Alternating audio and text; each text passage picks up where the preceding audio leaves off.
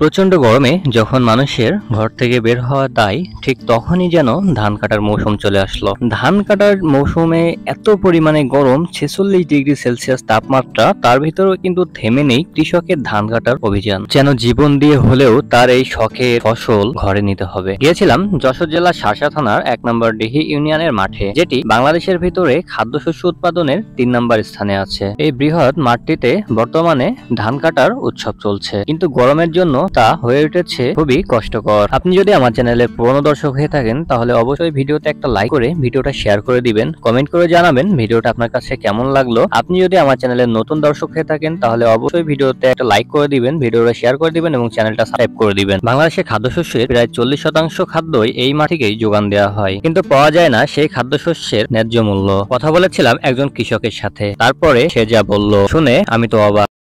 রোদের যে তাপমাত্রা, সারাদিন কাজ করতে পারিনি, এখন সন্ধ্যাবেলা ঠান্ডায় কাজ করতে ভালো লাগছে। প্রচন্ড তাপমাত্রা, তাতে বাড়ির থেকে বেরোনোই কষ্টকর। এই বিঘায় মনে করো যে 1020 টাকা করে প্রায় খরচা, 4,000 টাকা পানির বিঘা।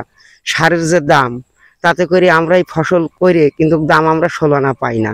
যখন ব্যাপারীদের কাছে যাই তখন তারা সেন্টিগ্রেড সবাই এক দাম, 1100 টাকা হলে 1100 টাকাই, কিন্তু কেউ 10 টাকা বাড়িয়েও বলে না। তাতে করে আমাদের যে আবাদের যে খরচা, এই পানি কিনে, তাতে করে আমরা আবাদে লাভবান হতে পারছি না।